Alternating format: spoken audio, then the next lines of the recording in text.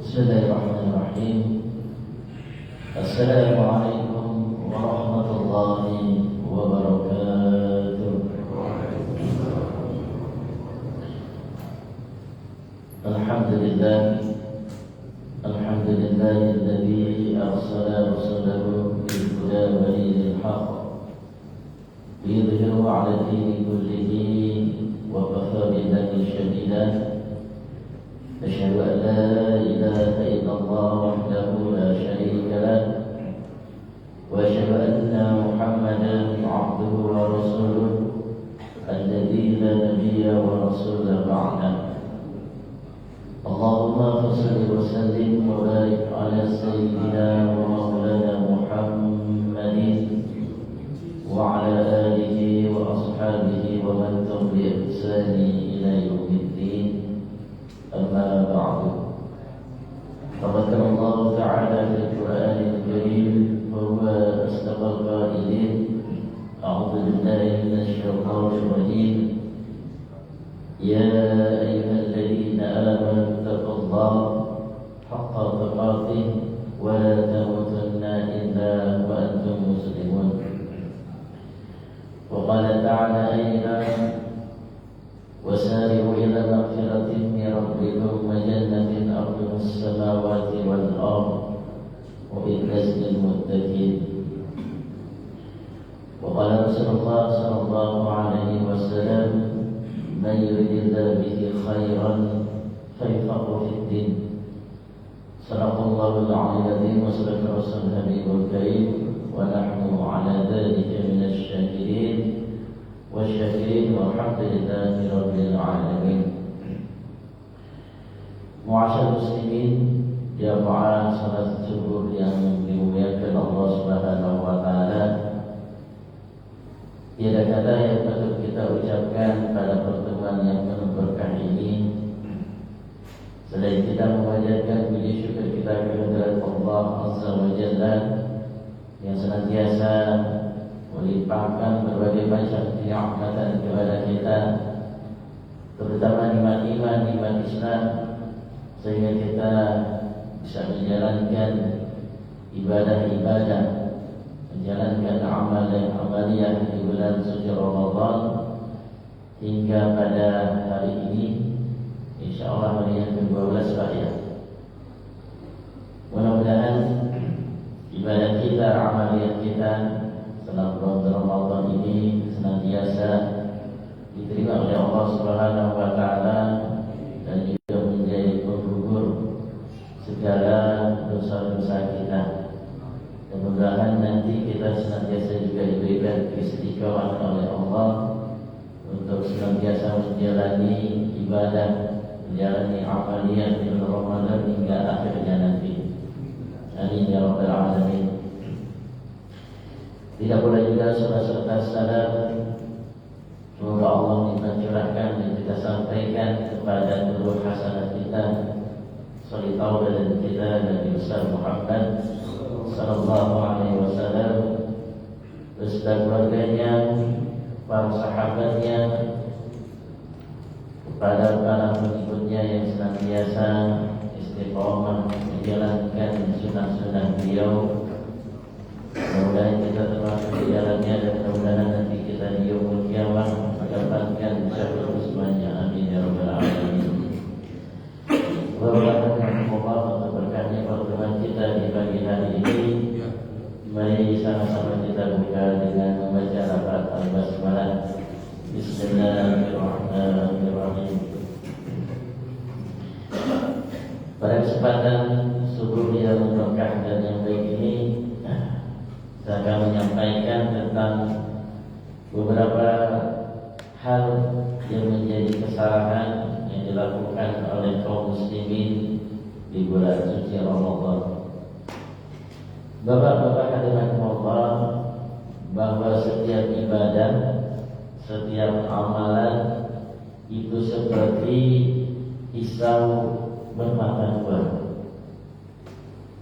Ada kalanya ibadah atau amaliyah yang kita kerjakan, yang kita lakukan, itu bisa sukses, bisa diterima oleh Allah Subhanahu wa taala.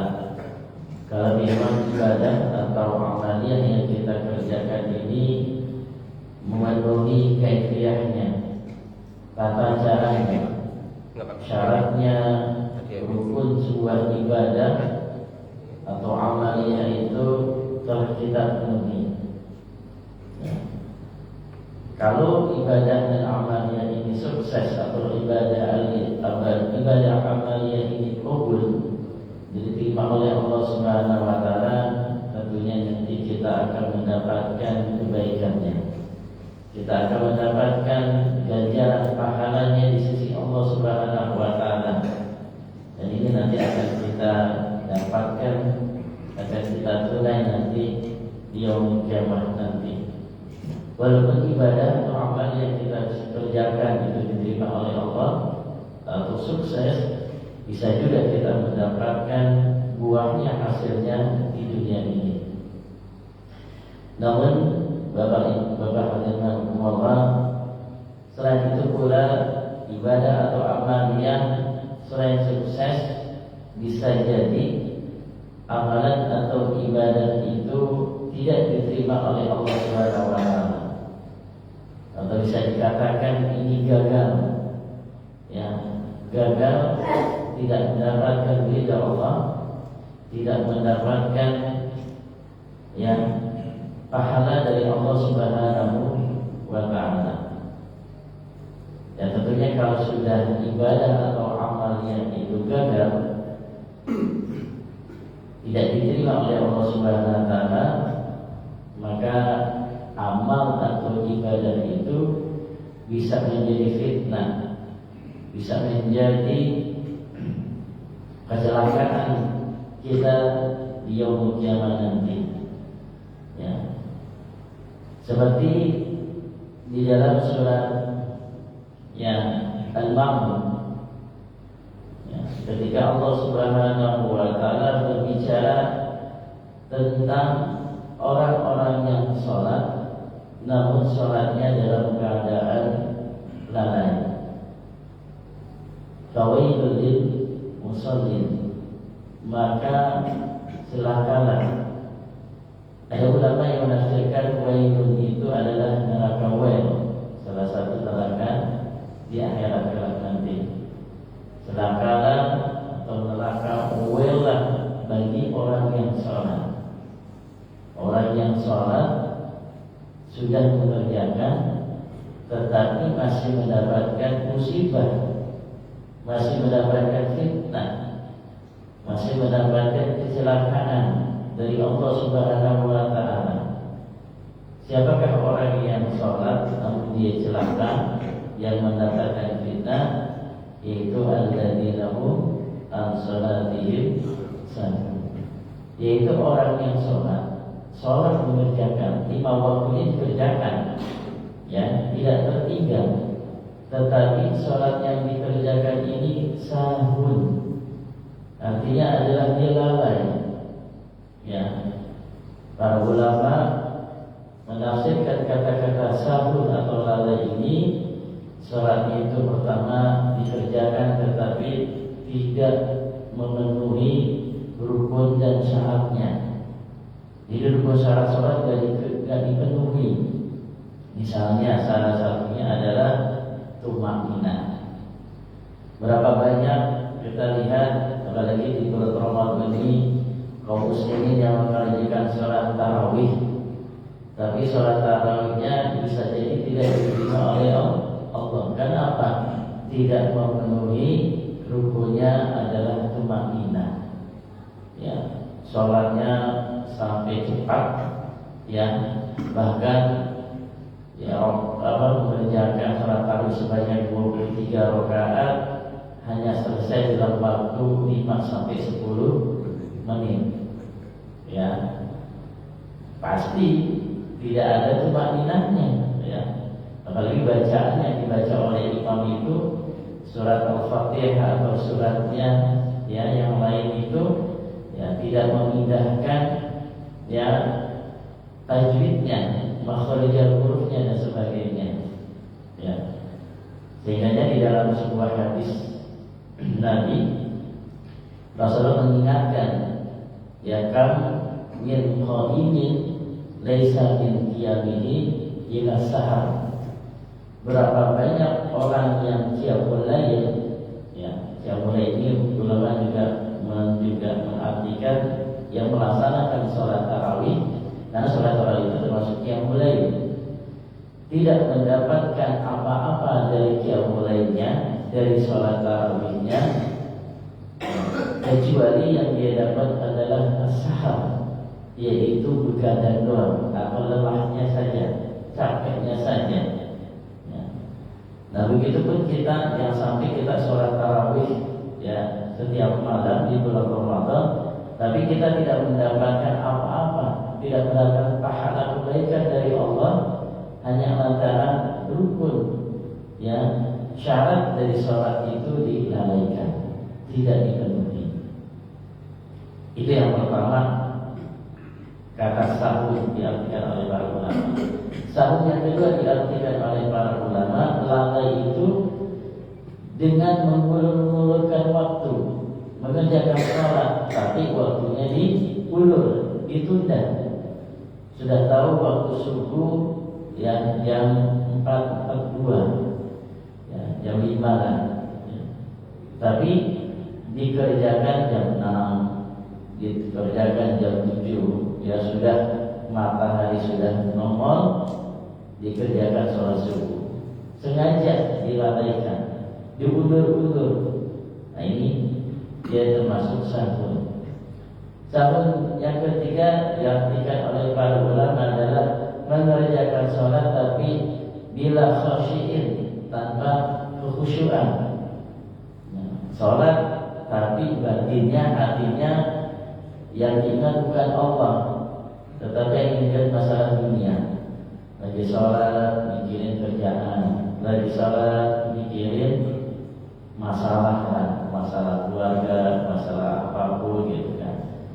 Ya memang kita kalau sholat sulit ya Pak ya, untuk khusyuk.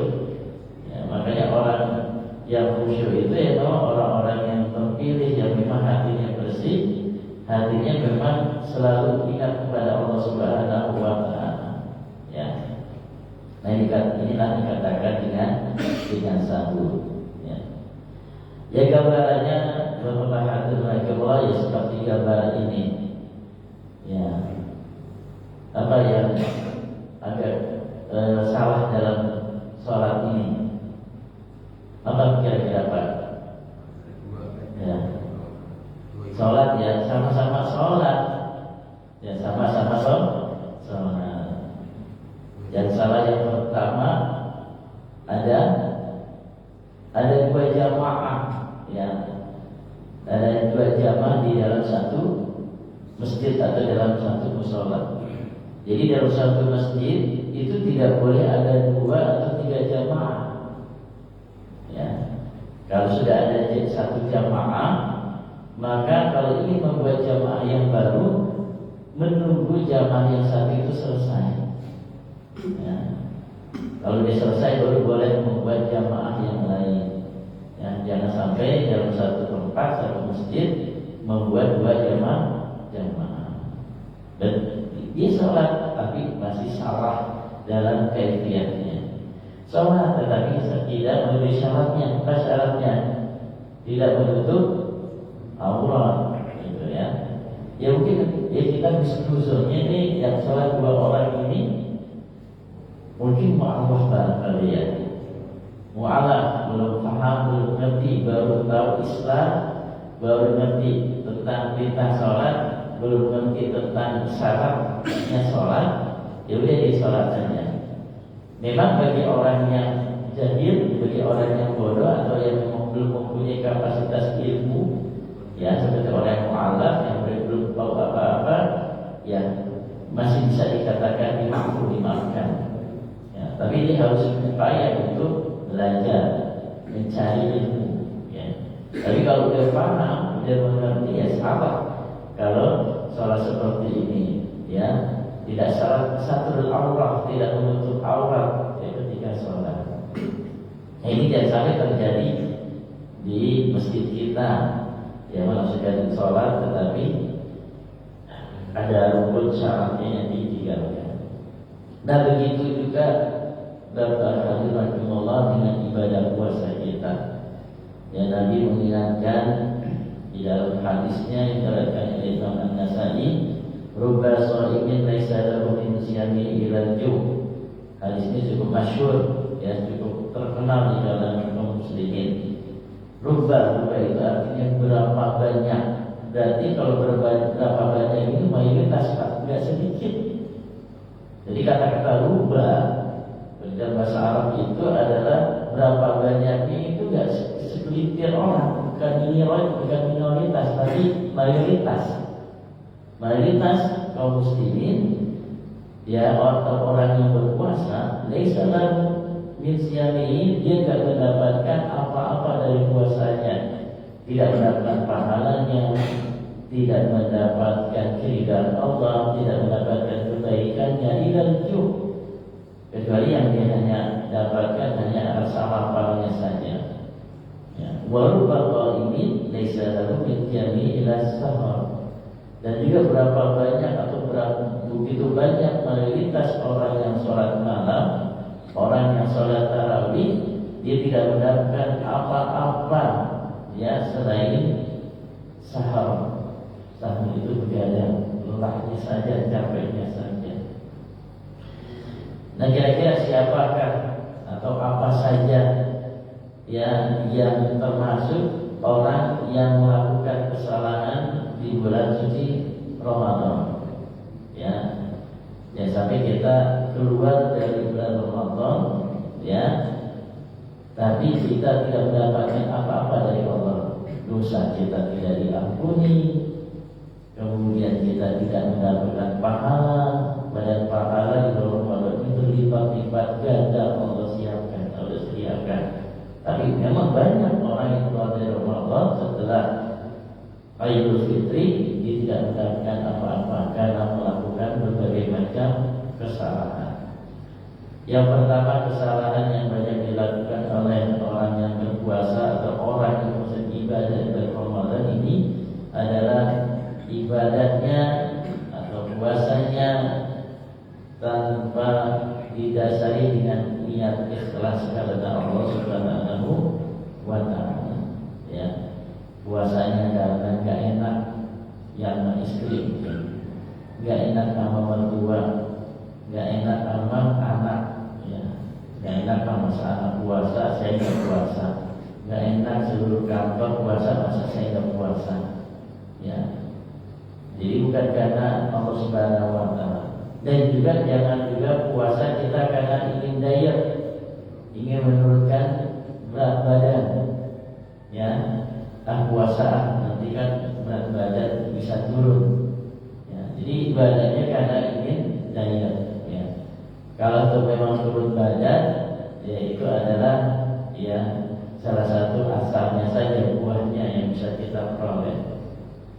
Nah kalau kita ibadah kita terutama puasa kita ikhlas karena Allah, maka baginda Rasulullah SAW memberikan sebuah fasilitas atau memberikan jaminan kepada kita, yaitu dosa kita akan diampuni oleh Allah ya selama 1 tahun yang lalu.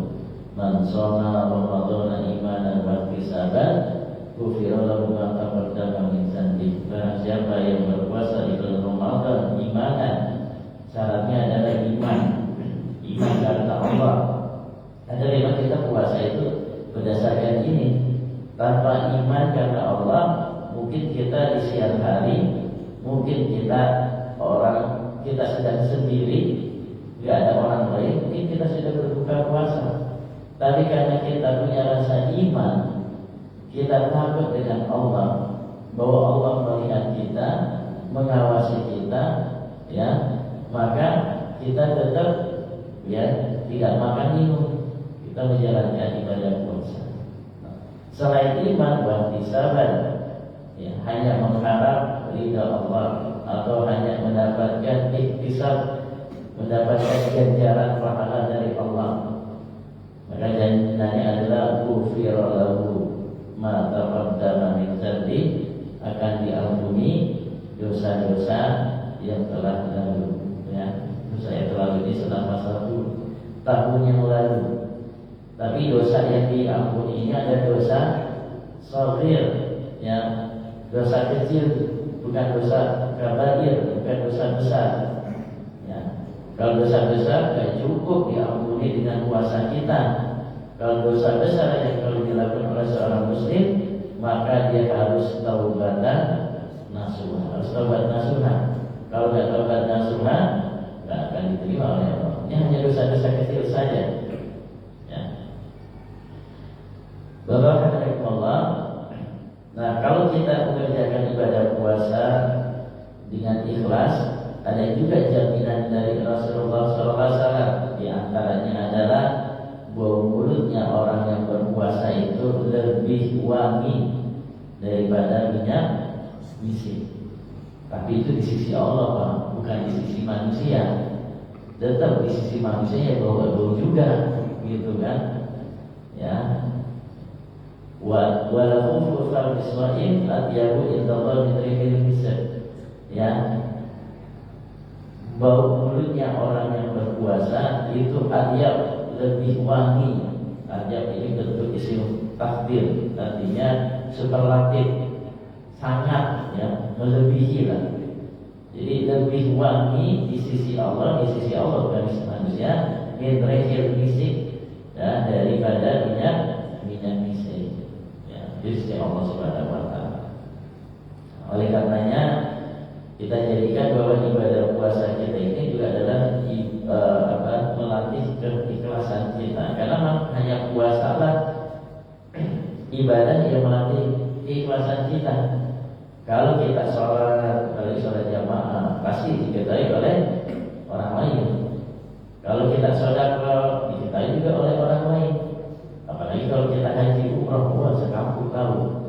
Tapi kalau puasa, yang hanya tahu diri kita dan Allah saja. Maka puasa ini adalah, ya, sarana kita melatih keikhlasan kita.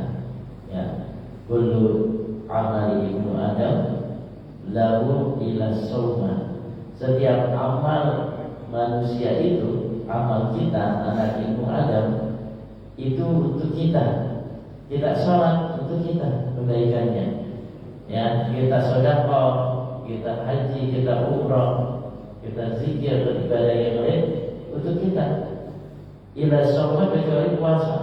Ya, puasa itu adalah fa innahu li. Sesungguhnya itu puasa milikku wa ana ajzibi, dan aku sendiri kata Allah yang akan membalasnya. Jadi puasa kita adalah persembahan kita untuk Allah Subhanahu wa taala. Ya, makanya tadi ibadah ini adalah antara kita dengan Allah Subhanahu wa taala. Ya. Kemudian kesalahan yang kedua, berpuasa atau beribadah bila ilmi, ya, tanpa ilmu, ya, nggak ngerti rukun syaratnya tentang rukun atau syaratnya berpuasa atau ibadah, ya. Sehingga ilmu menjadi utama, mau tidak mau harus kita miliki ketika kita mengerjakan ibadah atau amaliyah. Nah, salah satu keutamaan orang yang berilmu, ya, faqih wahid, orang yang faqih atau orang yang memiliki ilmu, ahli ilmu, asyaddu ala syaitan min alfi abid, lebih ditakuti oleh syaitan dibandingkan 1000 abid, 1000 ahli ibadah yang ahli ibadahnya ini tanpa ilmu tentunya. Ya. Jadi syaitan itu lebih takut kepada orang yang alim dibandingkan orang yang abid, walaupun itu jumlahnya sampai 1000 orang abid, ahli ibadah. Ya. Dari ahli ibadahnya dilakukan tanpa ilmu. Ya kan pernah ada sebuah kisah, ya, ketika itu Rasulullah SAW ingin masuk ke dalam masjid, ketika di pintu bertemu dengan iblis, bertemu dengan syaitan, dan dijumpai oleh Rasulullah, iblisnya sedang ketakutan. Dan ditanya oleh Rasulullah, ya iblis, engkau keluar dari masjid ini kenapa ketakutan? Apa yang kau takuti? Kata Rasulullah, ya Muhammad, saya takut dengan orang yang sedang tidur di dalam masjid. Ya. Kemudian Rasul melihat di dalam masjid ada orang yang tidur dan ada orang yang sholat. Rasulullah bingung, kok setan iblis lebih takut dengan orang yang tidur dibandingkan orang yang sholat? Ya iblis, kenapa kau takut sama orang yang tidur dibandingkan dengan orang yang sholat? Ya, kata iblis, ya Muhammad, aku takut dengan orang yang tidur karena dia alim, orang berilmu, tidurnya pakai ilmu, tahu tentang tata cara ada tidur di dalam masjid. Ya. Tapi sementara orang yang sholat, dia sholatnya bila ilmu, tanpa ilmu. Gak tahu tuh rukun syaratnya sholat, gak tahu tuh apa yang membatalkan sholat, sholat aja jika gak memenuhi kriterianya.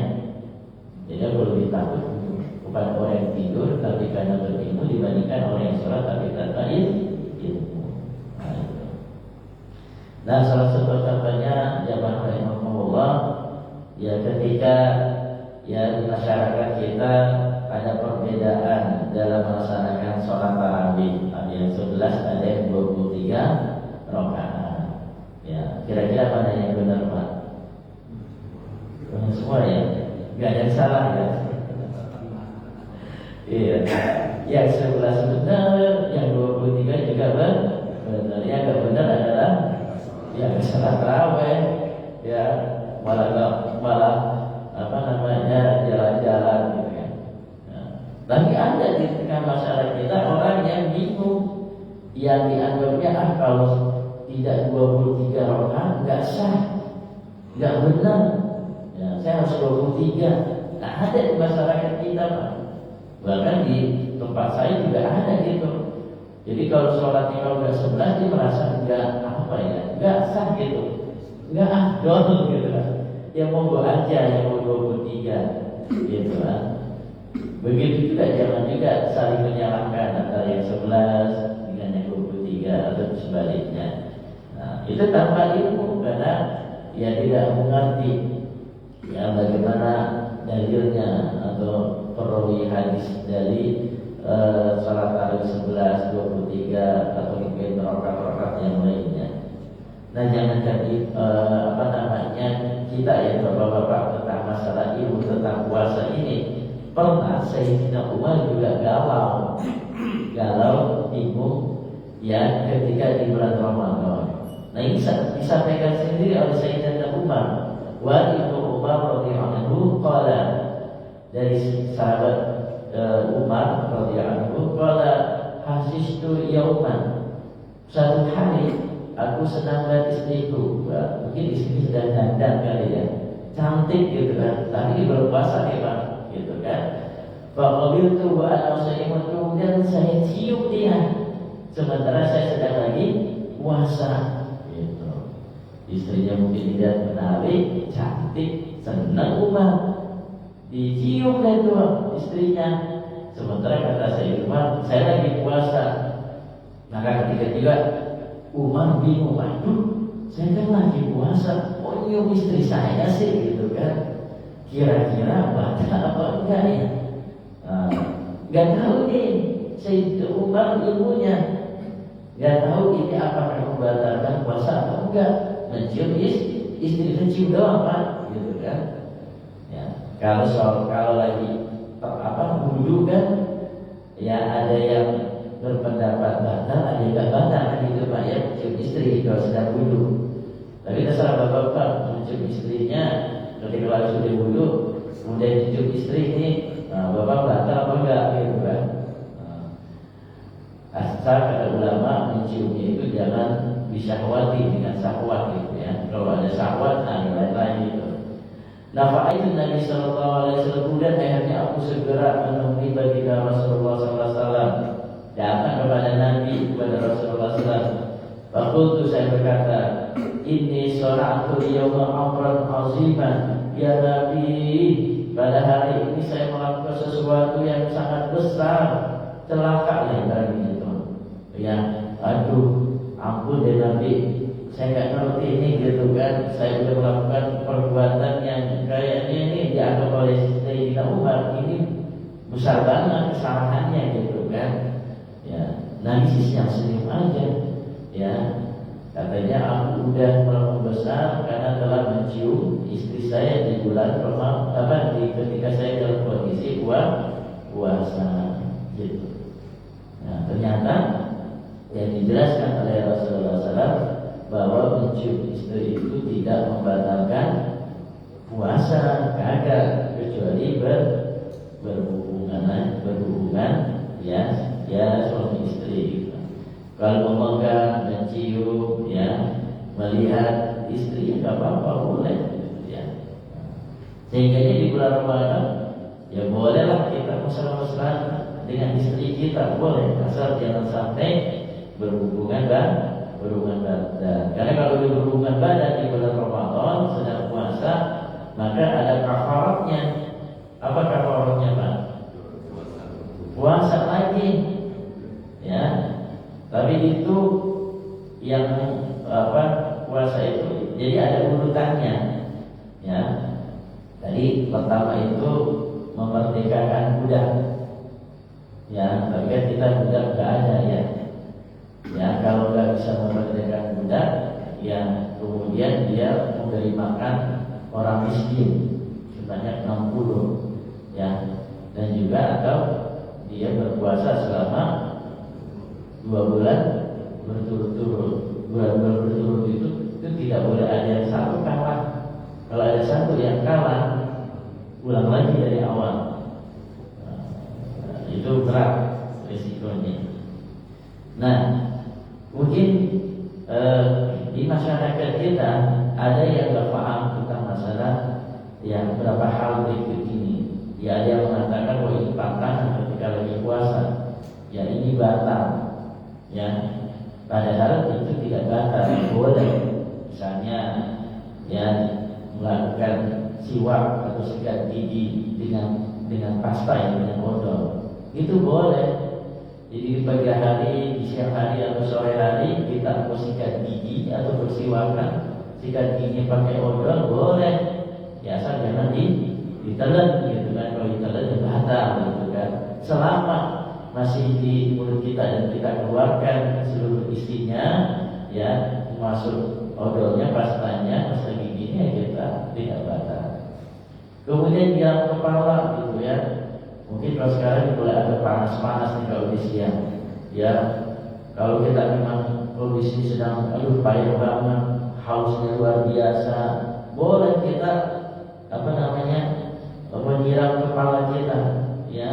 Atau mungkin bapak-bapak berendam juga boleh, berendam gitu kan, boleh enak banget ya. Atau berenang gitu ya boleh, silakan. Ya, ini boleh tidak membatalkan puasa. Ya, berikutnya bercelak juga dibolehkan. Bercelak itu ngasih ya sehitung lah. Kemudian suntik juga boleh. Ya, suntik misalnya yang mau umroh, ya disuntik meningitis, ya boleh disuntik vaksin boleh, asal bukan untuk menyegarkan. Kan ada suntik yang untuk menyegarkan, Pak, yang dikasih vitamin. Kan ada yang orang udah lemes, ya udah memang kondisi ngedrop, supaya segar lagi disuntik vitamin, segar lagi. Nah, itu yang nggak boleh. Itu bisa membatalkan puasa. Tapi kalau suntikan yang untuk keperluan medis kan, untuk mencegah sebuah penyakit, dibolehkan. Ya, dulu waktu kasus COVID itu kan kita ada suntik COVID, ya. Ya, itu kan di bulan Ramadan ya, waktu itu pernah kerja saya pun waktu disuntik pertama COVID itu di bulan Ramadan, ya, suntik yang pertama itu. Nah, ya, gak masalah. Ya, dan itu banyak para ulama yang menjelaskan tidak membatalkan puasa. Kemudian mencuci makanan ini biasa bagi ibu-ibu, ya. Jadi untuk keperluan untuk mengetahui ini rasanya pas belum, takutnya kemanisan atau keasinan, keasaman segala macam. Tapi hanya saat di lidah, setelah itu jangan ditelan gitu kan. Yang mencicipi satu satu gayu gitu kan, ya. Ya. Cukup hanya tes satu TPS, karena kan lidah kita kan alat pengecap.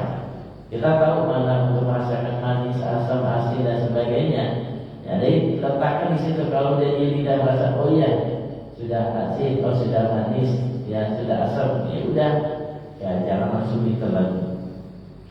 Nah, kemudian dibolehkan juga mengambil darah untuk produk medis, mungkin untuk cek darah ya itu boleh selama memang tidak membahayakan, ya. Atau boleh juga misalnya mau transfusi darah, ya mungkin ada yang butuh darah, yang butuh darah sama dengan golongan darah kita transfusi boleh, asal tidak membahayakan diri kita. Kalau membahayakan diri kita jangan, ya takutnya habis transfusi lemas ngedrop, ya udah malah nanti batal puasanya, lebih jangan, dihindari. Tapi kalau masih kuat dan terbiasa untuk transfusi darah silakan. Kemudian dibolehkan juga bekam, boleh ya bekam, baik itu bekam kering maupun bekam basah, boleh. Ya bekam kering kan hanya mengambil udaranya saja, kalau bekam basah sampai disedot darahnya, itu boleh dibolehkan. Yang penting jangan sampai juga tadi membahayakan dirinya. Karena pernah ada tetangga saya kondisinya lagi ngedrop, dibekam, selesai bekam pingsan, masuk rumah sakit. Nah itu juga jangan, ya. Kemudian berkumur, ya ini lagi wudhu ya, boleh berwudhu dengan berkumur, ya. Nah ini dan juga membersihkan hidungnya atau istinsya dengan istinsya. Nah, kalau bagi anak-anak nih, waduh, peluang ini, ya, lagi puasa, wudhu, ya, istilahnya alasannya wudhu gitu kan, umur, ya, atau kita langsung mencium istri tadi sudah, bangun tidur dalam keadaan junub, gitu ya, misalnya habis sahur, habis sholat subuh, ngantuk tidur. Ketika dia tidur bangun jam 9, 10, junub, ya junub kondisinya, ya maka tidak membatalkan puasa, ya tinggal mandi junub aja, gitu ya. Kemudian menggunakan minyak wangi, meludah juga boleh, ya berenang, ya saat jangan menyelam sambil minum air, gitu ya. Nah ini ilmu-ilmu hal seperti itu harus kita pahami dan ngerti, sehingga mana yang boleh, mana yang tidak. Nah kemudian Bapak Ibu hadirin rahimakumullah, yang ketiga kesalahan yang dimanakan oleh orang yang berpuasa adalah hanya dari makan minum saja, atau hanya dari meninggalkan berhubungan badan dengan istri saja, sementara larangan-larangan yang Allah dan Rasul tetapkan tidak dikerjakan. Nah, Rasulullah bersabda dari riwayat Imam Bukhari, "Malam yada qaul zur wal amal ladhi falaysa lillahi hajatun fi ayyida atama wa syaraban." Barang siapa yang tidak meninggalkan perkataan dusta, ya, dan juga beramal yang mengandung kedustaan, ya, atau mungkin berkata-kata yang keji, yang kasar, yang kotor, ya mungkin kalau kita sekarang dipakai jadi kita melalui media sosial, maka ya falaysa lillahi hajatun, Allah Subhanahu wa taala tidak akan menerima hajatnya, ya, atau Allah Subhanahu wa taala tidak membutuhkan, ya, ketika seseorang itu meninggalkan makan dan minumnya. Jadi puasanya tidak Allah terima kalau tidak meninggalkan perkataan dusta dan beramal yang kedustaan, ya. Dan juga berpuasa kita kayak bocah gitu ya Pak, ya, kayak anak-anak gitu kan, ya. Saban hari kalau anak kan kalau puasa dari pagi sampai sore kerjanya main dulu gitu kan, lagi ada HP, main game, ya, main media sosial gitu ya. Itu anak-anak. Ya anak-anak itu memang dunianya. Dulu kita begitu juga, kalau lagi puasa banyakin main, ya, banyakin kegiatan biar lupa dengan puasanya, sehingga sampai tuntas puasa sampai sore hari. Gak apa-apa kalau anak-anak. Tapi kalau kita jangan juga kayak bocah gitu ya, puasa kita, ya seharian kerjain aktivitas yang gak ada manfaat. manfaatnya. Gitu. Kemudian yang keempat, kesalahan juga adalah mengisi waktu sahur hanya dengan makan dan minum. Ya, nah ini banyak ya di dalam kaum muslimin ya waktu sahur hanya digunakan sekedar makan minum saja tanpa melakukan ibadah yang lain. Padahal waktu sahur itu adalah waktu yang bagus, yang mustajabah. Gitu ya, untuk kita beristighfar, untuk kita berdoa, untuk kita melaksanakan ibadah yang mulai sholat tahajud. Ya, kalau kita habis bisa sudah sholat tarawih, kemudian di akhir malamnya kita mau sholat tahajud lagi, lebih bagus. Ya, apalagi di situ kita berdoa kepada Allah Subhanahu Wa Taala, kemudian kita beristighfar kepada Allah Subhanahu Wa Taala. Tapi kita ini kaum muslimin ya ketika lagi waktunya sahur dijejelin oleh televisi tayangan-tayangan. Kita tuh lagi sahur udah nyetel TV gitu kan, di SCTV, RCTI, semua tuh acaranya bikin kita jadi lalai. Wah, acara pokoknya banyak lah, melambat lah, acara-acara yang ya bikin kita lalai. Padahal kalau kita sudah selesai sahur, makan atau minum, segera kita beristighfar. Kalau ada waktu kita mulai kita berdoa kepada Allah, itu waktu yang mustajabah. Ya, karena di dalam surah Al-Imran ayat 17 Allah berfirman, "Wastaghfirina bil ashar." Ayatnya, orang-orang yang beristighfar pada waktu sahur. Jadi memang perintah Allah itu di waktu sahur ini kita banyak beristighfar. Jangan kita banyak nonton tayangan televisi, ya yang itu banyak tayangan-tayangan yang gak mendidik juga, ya. Atau di waktu ya sahur saya istighfar, ya berdoa kepada Allah Subhanahu Wa Taala. Nah ini salah keempat. Kemudian kesalahan kelima, ya waktunya terlalu awal. Ya mengawali waktu sahur. Jadi karena mungkin malas bangun itu ya akhirnya sahurnya itu jam 10 malam habis tarawih sahuran. Jadi makan sekalian sahur gitu kan. Atau jam 12. Nah, jadi yang dibenarkan adalah makan sahurnya di akhir. Dan inilah perbedaan puasanya orang Muslim dengan orang Yahudi dan Nasrani. Mereka Yahudi Nasrani juga puasa, tapi mereka tidak mengakhirkan makan sahur. Kalau kita mengakhirkan makan sahur, perbedaannya.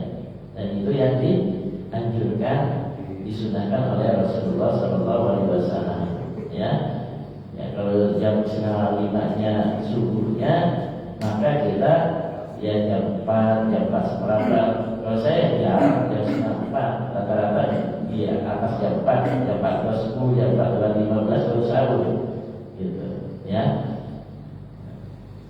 Dan yang keenam, berpuasa tapi malas-malasan. Yang padahal di bulan Ramadan ini pintu surga oleh Allah dibuka, pintu neraka ditutup oleh Allah. Ya, setan-setan dibelenggu. Bahkan para malaikat berkata, "Wahai pencari kebaikan, sambutlah." Maksudnya sambut bulan Ramadan karena begitu banyak pahalanya. Wahai pencari kejahatan, berhentilah ya sampai berakhirnya bulan Ramadan. Jadi malaikat setiap hari, setiap saat bulan Ramadan itu berkata kepada kita nih, wahai pencari kebaikan, sambutlah, seraihlah gitu kan. Kemudian ingetin juga, wahai pendosa, pembuat keburukan, berhenti. Cuma kita gak dengar aja, gitu kan. Itu kalau kita dengar tuh malaikat ngomong begitu setiap hari, setiap saat, ya mungkin gak ini kita, gitu kan, ketakutan juga barangkali, ya. Jadi jangan sampai malas-malasan, yang akhirnya diisi tidur dulu, gitu kan. Akhirnya kita dulu pernah gitu kan, sempat di friend kita yang memahami bahwa tidurnya orang puasa adalah ibadah. Sampai sekarang mungkin ada yang begitu ya, tidur aja, kan tidurnya orang berpuasa adalah ibadah. Sahabat waktu tidur terus, pagi tidur, siang tidur, jalan ke maghrib juga tidur. Nah, itu bukan tidur, bukannya ibadah namanya, tapi bermalas-malasan. Ya, kalau Rasulullah SAW, ya kalau kita lihat bagaimana baginda Rasul dan para sahabat di bulan Ramadan, mereka itu luar biasa. Bahkan kalau kita lihat sahabat, para ulama tabi'in, mereka itu di bulan Ramadan itu paling tidur hanya 2 jam. Ya, Imam Syafi'i itu hanya tidur di bulan Ramadan itu cuma hanya kadang 1-2 jam. Itu tidurnya hanya sebelum waktu zuhur. Ya, itu tidurnya. Setelah itu melek terus, ya, beribadah. Kemudian yang kedua, memperbanyak makan minum secara berlebih-lebihan, ya. Nah, ini biasa kalau lagi buka puasa. Jadi makan buka puasa ini berlebih-lebihan, sehingga menyebabkan ya menjadi gak baik buat tubuh kita, pencernaan kita, atau ini jadi malas untuk ibadah, untuk salat tarawihnya, membaca Qur'annya, dan seterusnya. Ya, jadi kayak gini juga ya Pak, yang lagi buka puasa, masya Allah, gitu kan, apa aja ada. Memang ketika kita lagi sekarang nih, apalagi lagi waktu krisis gitu ya, jam 2, jam 3, itu kita pengen makan apa aja gitu kan, ya kolak, ya cendol gitu kan, apapun kita mau makan, kita mau santap gitu kan. Itu memang hawa nafsu kita begitu, dan itulah yang dilihat. Tapi ketika kita buka, baru sekedar kita minum air putih dengan kurma 3 butir, ternyata udah kenyang. Yang lainnya, yang tadinya sebelum buka kita udah nafsu, pengen kita habiskan, kita makan, ternyata jadi gak nafsu. Itulah gambaran dunia itu Pak. Dunia itu gambarannya begitu, pengen punya ini, pengen miliki ini, pengen meraih ini. Tapi ketika meraih, mendapatkan itu, baru cuma aja, oh iya ternyata cuma begini doang. Nah, itulah dunia, ya. Dan kemudian yang ke-8, memperbanyak ibadah, mendekatkan diri kepada Allah, cuma hanya di bulan Ramadan saja, sementara di bulan yang lainnya nggak rajin. Nah, inilah mungkin fenomena kaum muslimin. Jadi kaum muslimin itu ramainya ibadahnya, amaliyahnya di bulan Ramadan saja. Selesai bulan Ramadan, selesai pula ibadah dan juga amaliyahnya, ya. Makanya ada sebagian ulama salaf mengatakan sejelek-jeleknya kaum adalah yang tidak mengenal Allah kecuali di bulan Ramadan saja. Sampai ada ulama mengatakan kunu ya Rabbaniyun wala takunu Ramadaniyun. Jadilah kalian hamba Rabbani, jangan jadi hamba Ramadan. Ya, kalau hamba Rabbani itu dia beribadah kapan aja, enggak melihat bulan Ramadan. Tapi kalau hamba Ramadan itu adalah rajinnya hanya di bulan Ramadan. Ya, maka mudah-mudahan kita sudah bisa ibadah bulan Ramadan, kita diberikan istiqomah selesai bulan Ramadan, gitu kan? Baik, dan terakhir Bapak-bapak hadirinullah, oleh karenanya semua kesalahan-kesalahan ini kita tutupi, ya, atau kita hindari, dan kita lebih memperbanyak ya ibadah amal Ramadan. Kita perbanyak tilawah Quran kita perbanyak salat tarawih, bersedekah, memperbanyak memberi makan orang yang berbuka puasa. Ya, di akhir Ramadan nanti kita itikaf. Syukur-syukur kalau kita punya rezeki bisa umrah. Nah, ini umrah itu luar biasa kalau di bulan Ramadan. Pahalanya itu sama dengan haji, dan haji itu bersama dengan Rasulullah, ya. Jadi umrah Ramadan ya ta'dilu umri, ya, ta'dilu hajjan ma'i, kata Rasulullah. Ya, umrah di bulan Ramadan itu sepadan pahalanya dengan haji bersama denganku, kata Rasulullah. Makanya masya Allah. Jadi di tanah suci ini di Mekah dan Madinah atau di Masjidil Haram, mereka berumrah di sana ya luar biasa, jumlah banyaknya gitu ya, padat ya, karena mereka memperoleh pahala haji bersama dengan Rasulullah Sallallahu Alaihi Wasallam. Ya, dan juga penghias Ramadan kita yang adalah berdakwah. Baik, masih ada satu lagi Pak. Selain kesembilan ini kebanyakan orang tua melalaikan anak-anaknya juga nih. Jadi kita jangan sampai udah puasa, udah banyak ibadah dalam Ramadan, tapi kita melalaikan anak-anak kita. Mereka nggak puasa, kita lalaikan. Kita gak anjurkan mereka sholat tarawih. Kita gak anjurkan anak-anak kita beribadah baca Al-Quran dan seterusnya. Nah ini menyalahi perbuatan yang dilakukan oleh para sahabat dan juga para ulama terdahulu. Karena para ulama kita dulu, para sahabat Rasulullah dulu, mereka memerintahkan anak-anaknya berpuasa dan juga untuk ya ibadah-ibadah yang lainnya. Ya. Terus kemudian juga yang ke-10 bersemangat ya, hanya di awal Ramadan saja, sementara di akhir Ramadan tidak semangat. Nah ini akhir 10 Ramadan tinggal beberapa hari lagi kita hidupkan dalam Ramadan dengan terutama kalau itikaf di Masjidil Haram, Masya Allah, penuhnya luar biasa. Ya kalau bisa kita penuhi masjid-masjid kita untuk kita beritikaf, terutama kita yang punya keluangan waktu. Ya, cuma kalau di masyarakat kita fenomena akhir Ramadan sibuk budi, sibuk belajar, ya, sibuk pokoknya mempersiapkan Idul Fitri dan ya ini di kita. Itu kalau di Arab Saudi nggak ada kok yang begitu Pak. Maksudnya mereka sibuk-sibuk itu, jadi fokusnya ibadah gitu ya. Ya fokus ibadah, ya fokus untuk dapatkan malam Lailatul Qadar. Kalau kita kebanyakan kaum muslimin yang dapat juga Lailatul Qadar, Lailatul Qadar gitu ya, Qadar ya di mall, Qadar di jalan gitu kan. Ya dari mana-mana boleh Qadar ketika belum dapat THR gitu ya. Baik, hadirin jamaah Allah, itu beberapa kesalahan yang dilakukan oleh orang yang berpuasa di bulan Ramadan. Mudah-mudahan kita terhindar dari demikian. Semoga Allah SWT memberikan kekuatan kita untuk kita bisa sukses di bulan suci Ramadan. Wallahu a'lam. Mudah-mudahan bermanfaat. Ya, mari kita baca doa, baca hamdalah dan tertulis. Alhamdulillahirabbil alamin.